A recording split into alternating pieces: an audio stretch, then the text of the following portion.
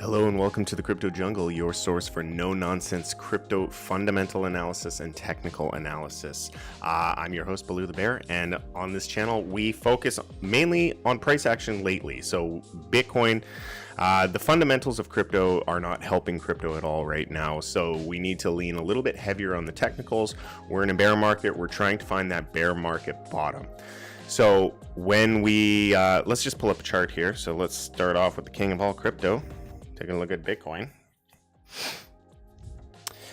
We're going to start out here on the 4 hour. So we've been watching this consolidation down here, waiting to see, well, waiting for phase A to complete. So we do have a phase A completion here, but I do think that we're very early in the Wyckoff accumulation. So for those who are new to the channel, which is probably nobody because nobody's new to crypto right now, but if you are new to the Wyckoff method, what we do is we analyze the price action inside of a trading range. So the trading range is typically set by a swing low followed by its automatic rally swing high, and it goes through phase A, B, C, and D. Right now we're in phase A. Phase A is a no trade scenario, not trading, not looking to take a bias one way or the other. We are looking at the entire market in the context of a macro downtrend. So the downtrend is intact, and we need to show clues for a possible conclusion of that downtrend, of which I see none. So the downtrend will likely continue at this point, but what I'm interested in seeing is I want to see how price behaves down. Oh, come on, pen tool. Come on, pen. Gotta connect my pen with the Bluetooth here. There we go. Connected. Wrong tab. Boom. I want to see how price behaves down here. So I do anticipate that we do revisit some of the lows. So, you know, we're gonna have a few closes. We'll probably close next day's candle below 20,000. So the more time we spend under 20,000, the less 20,000 is going to hold as support. I want to see how we hold up around 18,000 to 17,500. If price respects the bottom of the range, that's a positive sign. That's what we want to see. We want to see price kind of behave in a way that shows support, at least in the short term. Look for something like a secondary test in phase B. So come down here, get our secondary test, maybe another test. And if it's looking like the spread of the candles, meaning the size of the candles is shrinking during this phase B consolidation, then we could begin to theorize that we have a potential accumulation. I do think it's far too early in the consolidation to be calling for accumulation, and because of the downtrend, we need to look at this with a bias of redistribution. So do be on the lookout. It is very possible that if we come back down to kind of $17,500, $18,000, and we don't hold that level as clear support, that this consolidation is going to just be redistribution, and we have a likelihood of taking another leg down. Now, if we take another leg down, what does that look like? Where's our next kind of support range? I like to identify the support ranges on the higher time frames and look left to try and find where they are. So let's actually go to the weekly. The weekly is going to hold a lot of power for us. And I like to look at where things either start to pump or start to dump. Those are really great areas to identify support and resistance. Where do we start to pump? Because that's the area where a resistance is broken. And where do we start to dump? Because that's the area where a support has been broken. And when we look at the bull market here, you can see that we were in a sideways trading environment consolidation up until this point where we just started going parabolic, just started going. So this is a very important support level. This is a very strong support level to pay attention to. And it basically goes all the way back to about, well, an uncomfortable $11,000. So giving it a little bit of a range to compensate for the panic of the herd as everybody rushes for the exit. We're looking at a range anywhere between $12,000 to $9,500. Interesting note for the gap boys out there, those who are playing the CME gaps. Hey, there's a gap at 9,600. So maybe that's the final gap. There are no gaps below that. I don't really trade gaps. I don't care, but I know that it's a kind of a narrative in cryptocurrencies. So, you know, a narrative can push price action sometimes. There's a gap at 9,600. Could that be the floor? I don't know. What do you guys think? Do you think the floor is here? It's too early. It's too early. Bitcoin is always whacking off. It does like to play games, doesn't it? But it's also just highly correlated with traditional finance. So let's segue into that. So taking a look at the NASDAQ, we've been watching this chart for a while. Basically, we are in a downtrend here on the NASDAQ. We need to begin to repair some of this trend, which we do. We are holding up support here. This level at around 11.7 and 11.6 is holding support here on the E-mini, on the CME mini futures contracts. So that is a positive sign. But what I want to see is I want to see us overtake some of these other levels. I want to see us get above 12.2. If we can get above 12.2, then we're going to come up and test around 13. And if we can start to close daily candle closes above 13,000 on the E-mini futures, that's a very positive sign. That's a very positive sign that sentiment is shifting to the bull side and that demand is coming back in. If we do see bullish price action in the NASDAQ, that's going to indicate that we are temporarily entering a risk-on environment as far as the speculators are concerned. I do think a lot of the fundamentals of the macro environment are still quite bearish. So any bullish price action that's determined on this channel or in other places as well should be thought of as short-term bullishness for a short-term rally.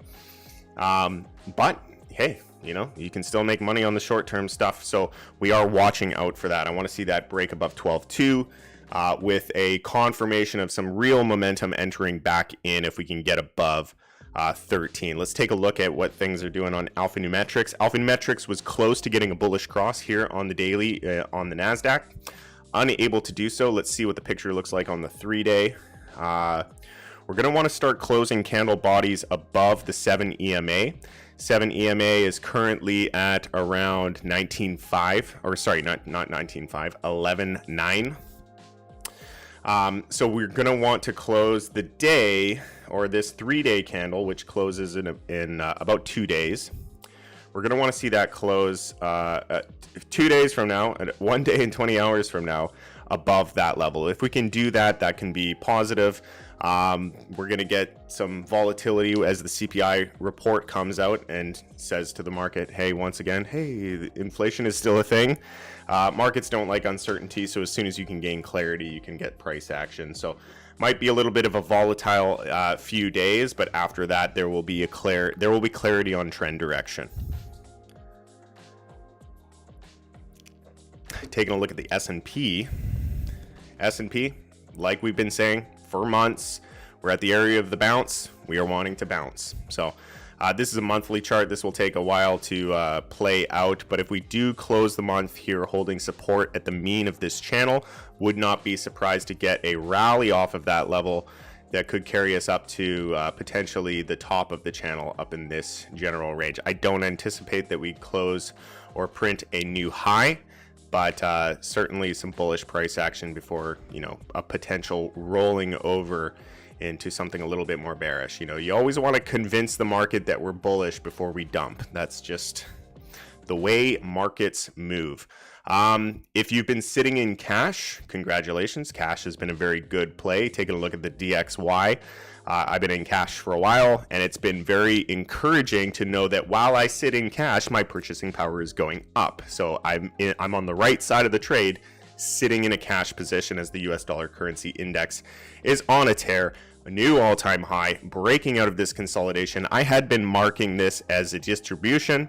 It's not looking, it's certainly not showing distributional characteristics in this local rally. We are very overheated. We are, due for a correction here in the dollar, but the trend is your friend until it ends, and until we can break structure here on the dollar, I anticipate further highs and further rallies. So for all those holding cash, cheers.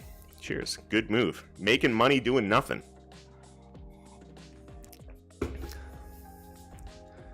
All right, let's take a look at Bitcoin dominance, another chart we've been charting here on the channel for a while.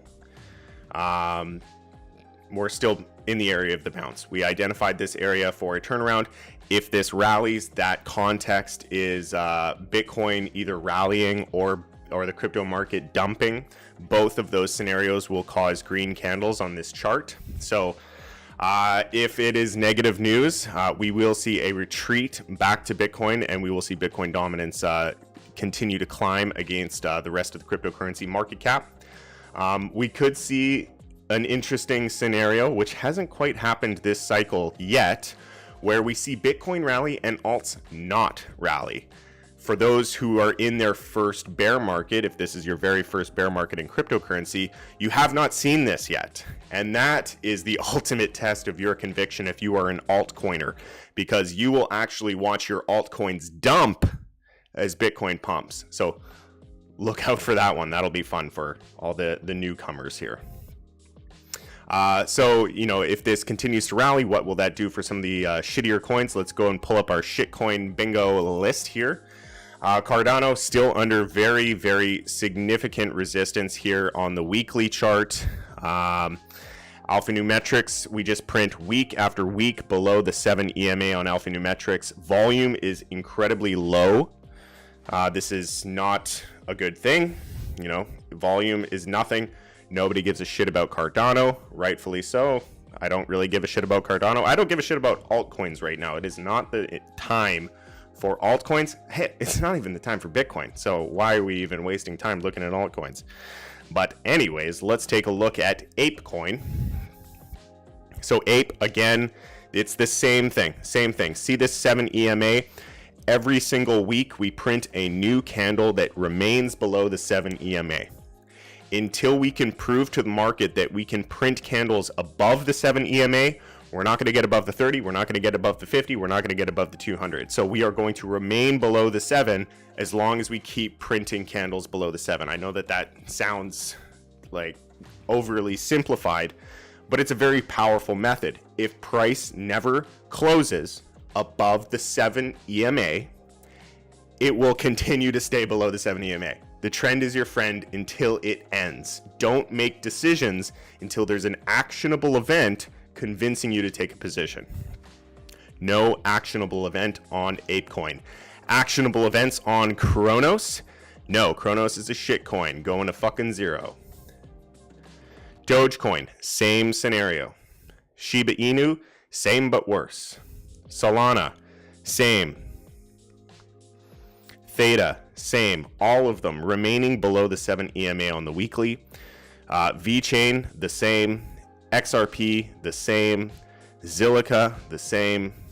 And a couple ones that I've added to my watch list just for shits and giggles here.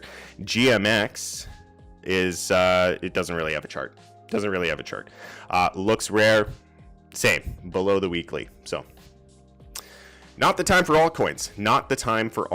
The first coin that you will be buying if you are exposed to cryptocurrency is going to be Bitcoin. If you choose to not buy Bitcoin, you're going to have a bad time. Now let's talk about some bullish things, because the TA can be very bearish in a bear market. The trend is your friend until it ends. But let's lean a little bit on some fundamentals. So let's go ahead and pull up. Oh, if you're not in the Discord, by the way, hop on in. Conversations here on stream happen, twice a week at different times. But these conversations do continue 24/7. It's 24/7 server with very talented analysts, and apart from myself, there are very talented analysts in there. So go ahead and take a look. Let's catch up with the chat here. Patty, good morning. Mr. JFK, good morning. Crazy praying mantis, Bitcoin always whacking off. We talked about that. Chris, been shorting ape every day. Doing my part with trash to zero. Yeah, I always find the community tokens interesting that people can be so bullish. Like, you know, the only reason ape has any value is because the Bored Ape Yacht Club has value. But just because some people got rich or you know, had a really good trade on a fucking JPEG, why does that mean ape has any value? But anyways, the market is always irrational. Where was I? What was I talking about? I was going to do something with the Bitcoin chart, and I forgot what it was. Oh, yes. We were going to look at some on-chain stuff. Nope. Let's pull up, look into Bitcoin.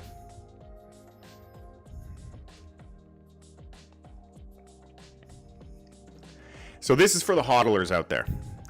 This is for the investors out there. For the traders, traders trade momentum. Where's the momentum? The momentum is down. So if you're not shorting in a down momentum market, you're having a bad time. But for the investors out there, if you're looking for areas to invest, let's take a look at the market cycle charts here. So this is an interesting one. It's the 2-year moving average multiplier. Basically, every time Bitcoin is below this green line, this green moving average, it's signaled a good time to become a DCA investor. So you can see this is a period of accumulation. This was a short period of accumulation. This was a period of accumulation.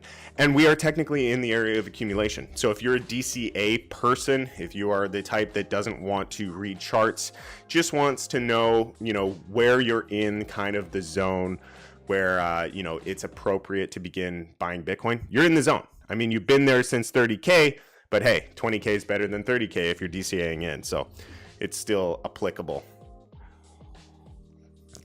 Very hard to nail the bottom based on fundamentals. Let's take a look at some other charts here. The 200-week heat map, we've seen stock to flow kind of losing a lot of, that's a model that's not really doing too well. Let's take a look at the Bitcoin logarithmic growth curves. Or, you know, a lot of these models are breaking, to be perfectly honest. So is that a bad thing? No, I really don't think that that's a bad thing for Bitcoin long term. But yeah, we're at the bottom here of the Bitcoin logarithmic rainbow chart. This is actually one that you can get on TradingView, by the way. So a Bitcoin rainbow price chart indicator. All you do is go to Bitcoin. Let's pull up the index chart. Let's go to the weekly. We turn it on to logarithmic. Get rid of the RSI there. And then we go to indicators, and it is called Rainbow. Bitcoin stock to flow rainbow indicator. No, that's not it. Let's find it. Bitcoin.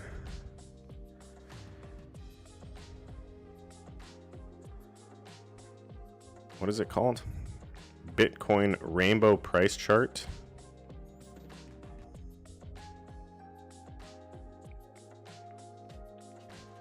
Regression rainbow.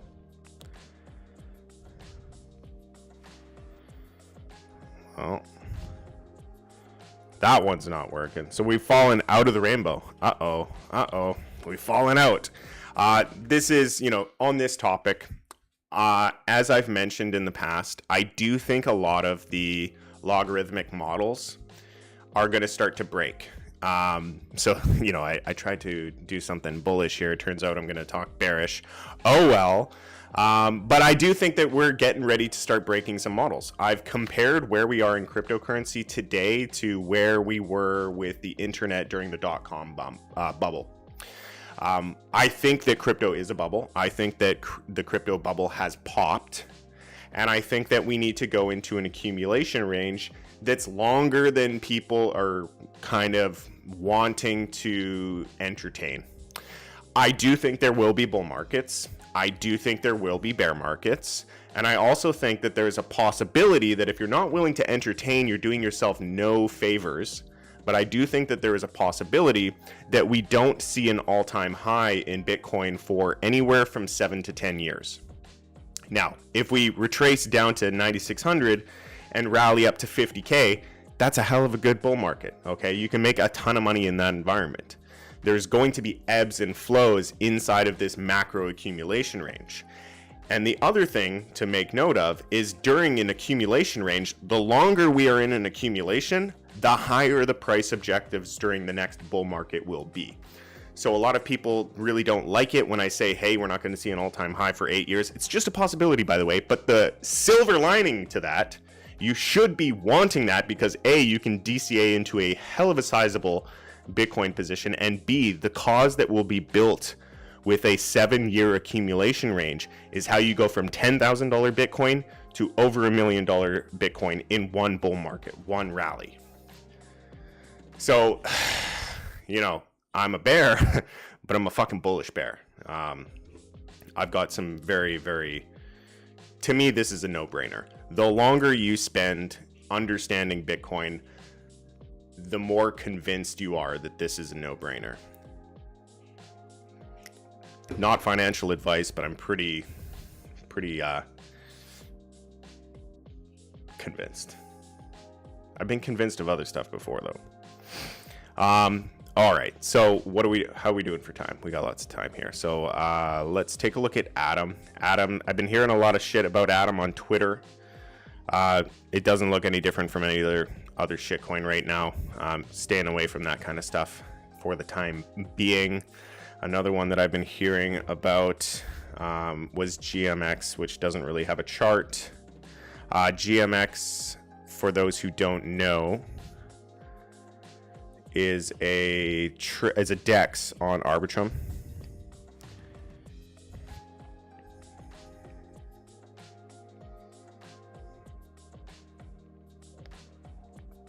It's a perpetual futures exchange on Arbitrum.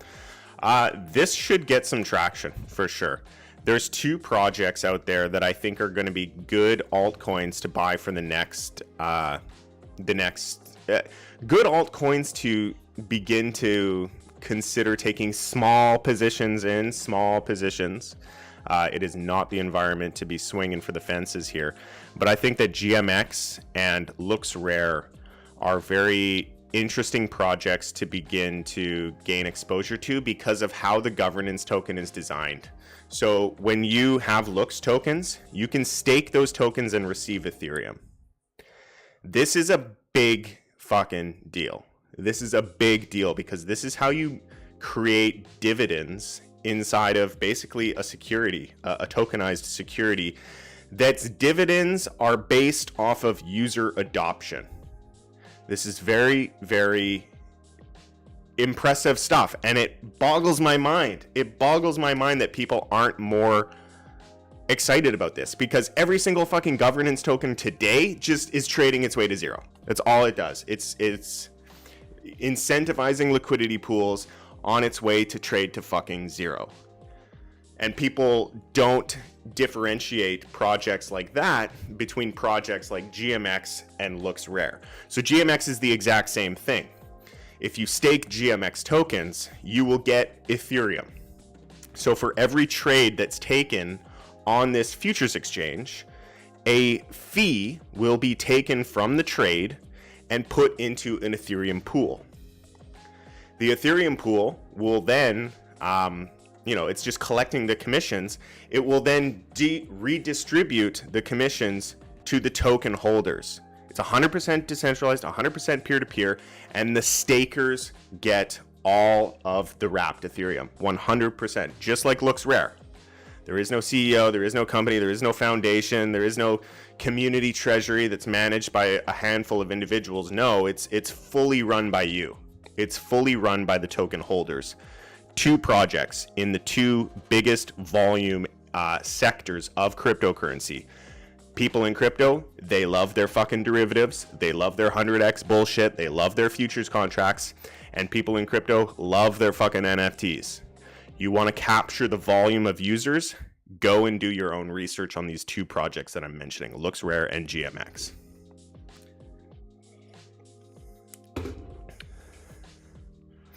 We cannot recover quickly with the DXY skyrocketing and inflating. I agree with you. Buy now and 5 to 8 years will be amazing. Yeah. Yeah, I think that, you know,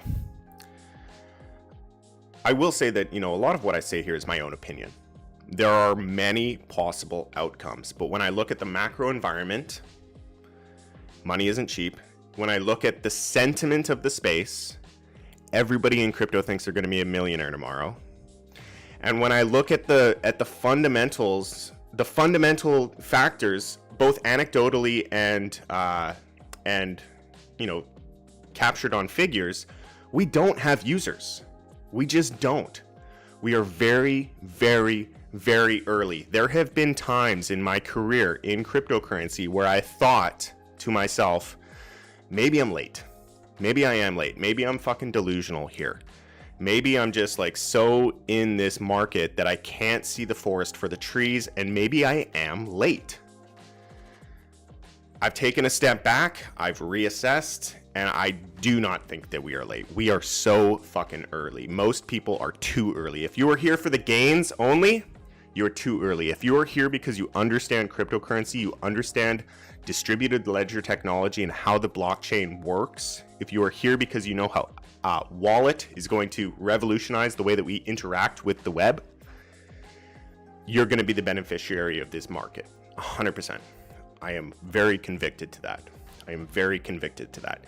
We are very early, very early. We could be looking at something, you know, 7 years down the road, but I mean, look at what Amazon did, right? Let's just pull up Amazon. A lot of people don't like this comparison. I don't give a fuck. It represents new technology. It represents human psychology, and it represents the adoption curve. So if we're here, you know, people say it all the time. Oh man, I wish I was around to buy Amazon at 50 cents.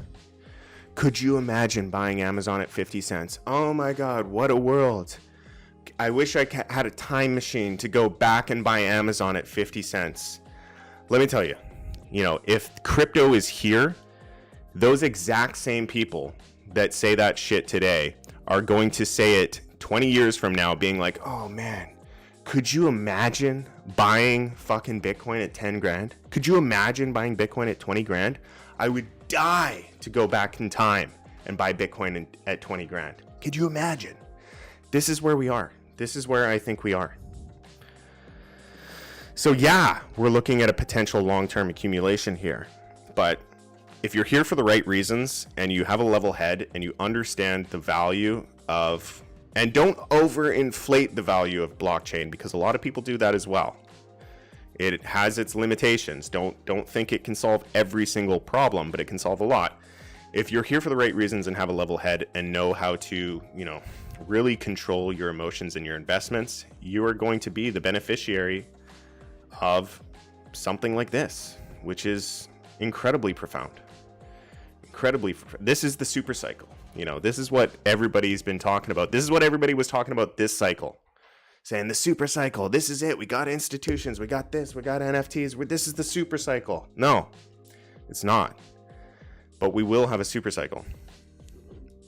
And when we do, holy fuck, it's going to be epic.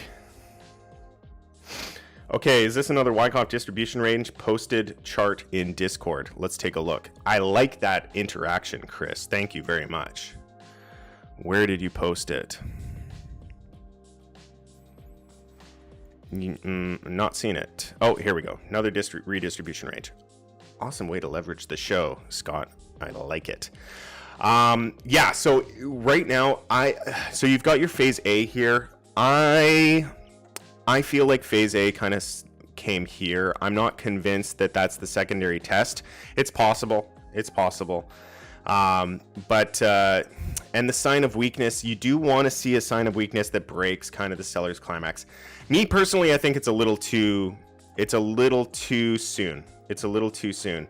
But you have marked here this UTAD, this upthrust after distribution. The price behavior of this is very much so like an upthrust. This is exactly how an upthrust behaves. You have a rally, it stops, we chop, and we just melt. We just melt off of it, and you get that rounding over. So that upthrust absolutely looks like an upthrust. I'm not 100% convinced to go ahead and label this as a distribution just yet, because I don't think we've had enough price action, personally. But I want to see how price behaves down here at the lower end. If we hold this lower end as a sign of weakness and LPSY into it, then yeah, you know, that's the thing. You got to be flexible with, you have to be flexible with your analysis. So here, this Wyckoff redistribution, it's possible. I guess that's a sign of weakness. And then it had an upthrust too. Yeah, I mean, you're not going to catch them all. So sometimes I just don't think that this consolidation has a ton of clarity. But given the context of the macro environment, you know, it's good to assume redistribution first. Don't try and identify accumulation in the context of a downtrend. Try and identify the points of redistribution in the context of a downtrend, and you'll be far better off. So yeah, you know, for me, on my personal time allowance with the candles, I'm giving a little bit more time, but what you have here is very plausible. Doppel, welcome in. We've been in a bear flag since the last dump, in my opinion. Yeah, let's identify that.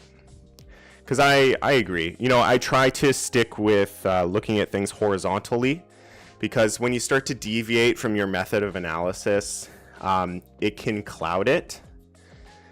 But, you know, a bear flag is kind of fine. We can go ahead and take a look at that. So identifying the bear flag, you know, we have our low here, and we have our support of the flag, and we can grab our other line tool here, and we can drag that out. So yeah, you know, plenty more things to be looking at in terms of a bearish outcome. So if we break this support right here, let's get my pen tool. If we break this support, that's going to be a pretty clear answer. And then, you know, it'll go back to what I'm looking for, which is price behavior down here. I'm not in a position, I'm not shorting it, I'm not longing it, I'm just waiting in cash, which is a great move because cash is rallying. But yeah, so if we break that area down there, great. But currently we are sitting on support. So because we're sitting on the support line, the assumption is that we can rally, okay? Anytime you're in a consolidation, never take the trade. Never take the trade until the move has happened. Always wait. So right now, where are we? We're sitting on the support line. So the assumption is that we can rally. I think that price action and sentiment is quite weak, so there's a probability of a break, but I wouldn't look at front running that for a short idea.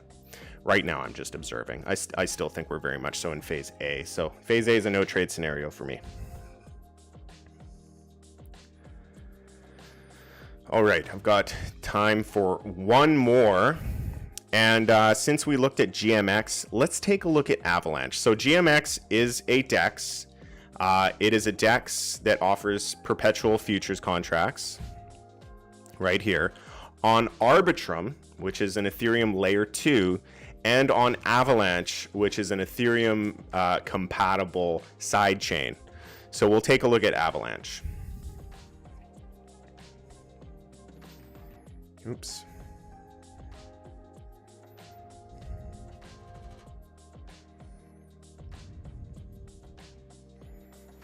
And Avalanche is not in good form here.